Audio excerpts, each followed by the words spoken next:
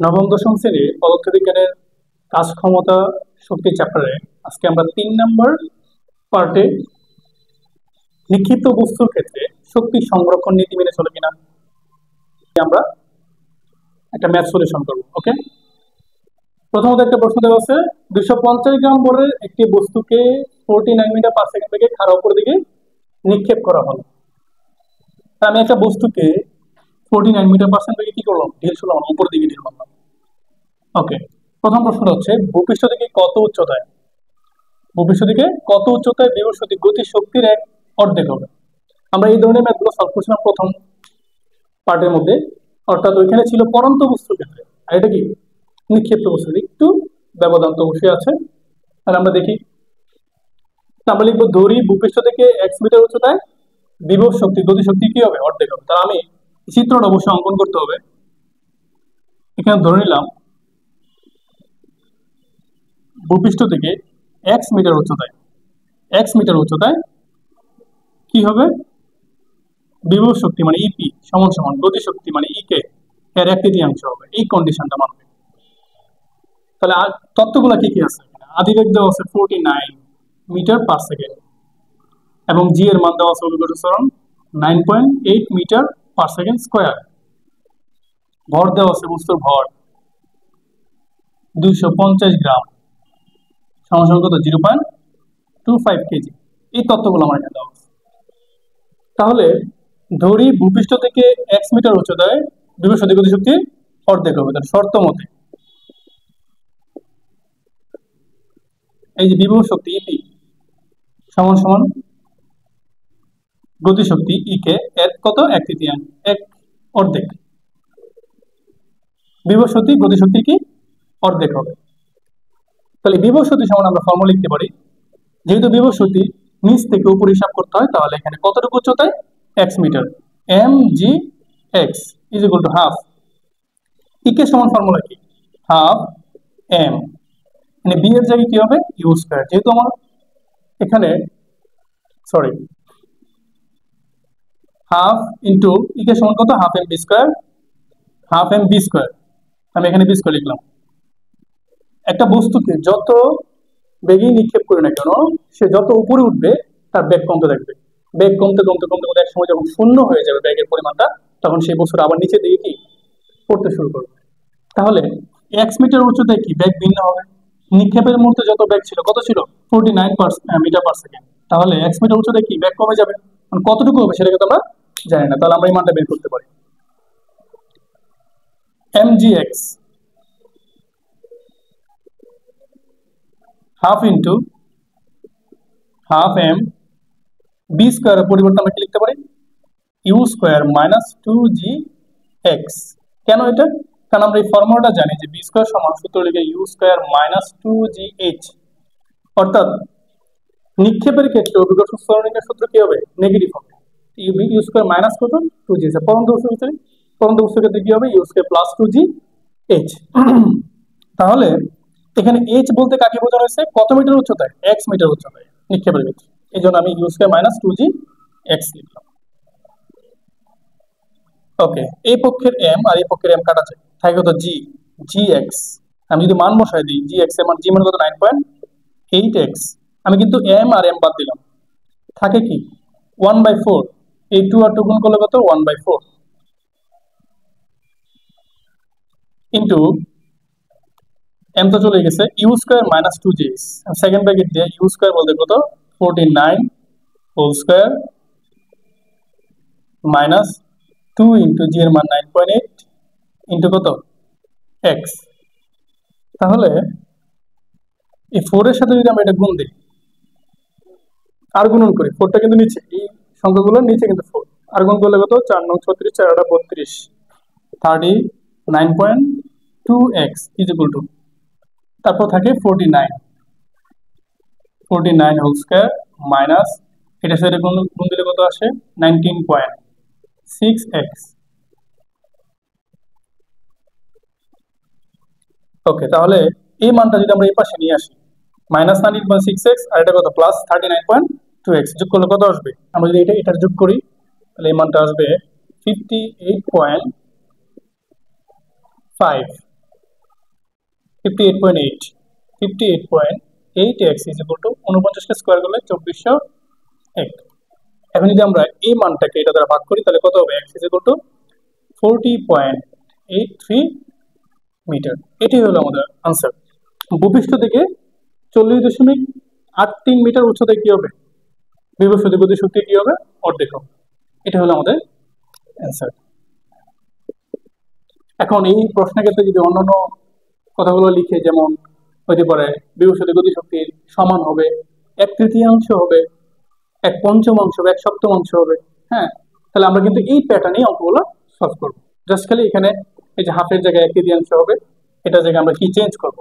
1/3, 1/7, তারপরে সমান, এটা চেঞ্জ করবো। নিক্ষেপের মুহূর্তে এবং নিক্ষেপের 2 সেকেন্ড পর মোট শক্তি সংরক্ষিত কিনা যাচাই করবো। তাহলে এটা সলভের জন্য আমাদের কি করতে হবে? এই যে প্রশ্নটা দেখতেছো, আমি চিন্তা করি যে নিক্ষেপের মুহূর্তে আমাকে কি করতে হবে? বিভব শক্তি মানে ইপি প্লাস ইকে বের করতে হবে।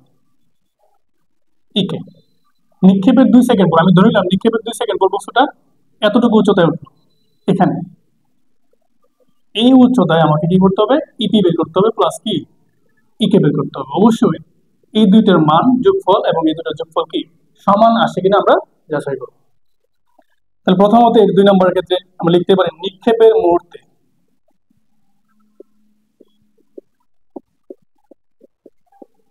মুহূর্তে বিভব শক্তি ইপি সমান কত? 0 জুল। কেন 0 জুল দিলাম? কারণ আমি যখন নিক্ষেপ করতেছি, নিক্ষেপ করার মুহূর্তে কিন্তু বস্তুটা উপরে ওঠে নাই। আমরা জানি বিভব শক্তি নিচ থেকে উপরে হিসাব করতে হয়, তাহলে যেহেতু উপরে ওঠে নাই, কোনো উচ্চতায় উঠে নাই, তাহলে উচ্চতা 0। এখানে 0 হলে বিভব শক্তি কত হবে? 0 হবে। ওকে, তাহলে গতি শক্তি কত হবে নিক্ষেপের মুহূর্তে? E K is equal to half M U square. আমি কিন্তু সূত্র জানি হাফ এম বি স্কয়ার, কিন্তু ব্যবহার করলাম half M U square. U square কেন? নিক্ষেপের মুহূর্তে যে ব্যাগটা, সেই ব্যাগটার নাম কি? আদি বেগ, অথবা এটাকে আরেকটা নামকরণ আছে, সেটা হলো নিক্ষেপণ বেগ। তাহলে এখানে আমরা নিক্ষেপণ বেগটা ব্যবহার করব। তাহলে half M U square, half M এর মান 0.25, অর্থাৎ এখানে আমাদের যে মানগুলো তথ্যগুলো দেওয়া ছিল কি আদি বেগ দেওয়া ছিল 49 মিটার পার সেকেন্ড, জি এর মান 9.8 মিটার পার সেকেন্ড স্কয়ার, এবং বস্তুর ভর এম ইজ ইকুয়াল টু কত? 0.25 কেজি, অর্থাৎ 250 গ্রাম কেজিতে রূপান্তর করলাম। ইউ এর মান কত? 49 হোল স্কয়ার। তাহলে এটা ক্যালকুলেশন কত আসবে অ্যানসারটা? 300.125 জুল। তাহলে নিক্ষেপের মুহূর্তে মোট শক্তি কত?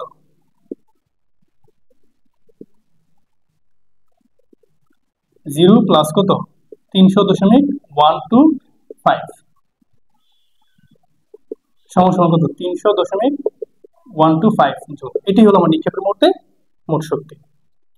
ঠিক একইভাবে আমরা নিক্ষেপের 2 সেকেন্ড পর আমরা গতিশক্তি, নিক্ষেপের 2 সেকেন্ড পর আমি যদি গতিশক্তি বের করতে চাই তাহলে কি লাগবে? ব্যাগের মান লাগবে। ব্যাগ এখান থেকে এতটুকু উচ্চতায় উঠতে তার ব্যাগ কত? 2 সেকেন্ড পর ব্যাগ কত? ব্যাগটা আমাকে বের করে 2 সেকেন্ড পর ব্যাগ কোন সূত্র হবে? v is equal to U minus G T. তাহলে ইউ এর মান কত? 49 মাইনাস 9.8 ইন্টু কত? 2 সেকেন্ড। তাহলে 49 মাইনাস এটা কত? 19.6 মিটার পার সেকেন্ড। তাহলে কত আসবে? তাহলে নিক্ষেপের 2 সেকেন্ড পর গতি শক্তি কত হবে?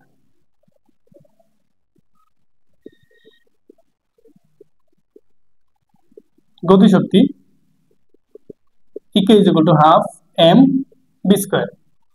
তাহলে হাফ এম, এম এর মান কত? 0.25 ইন্টু বি এর মান কত?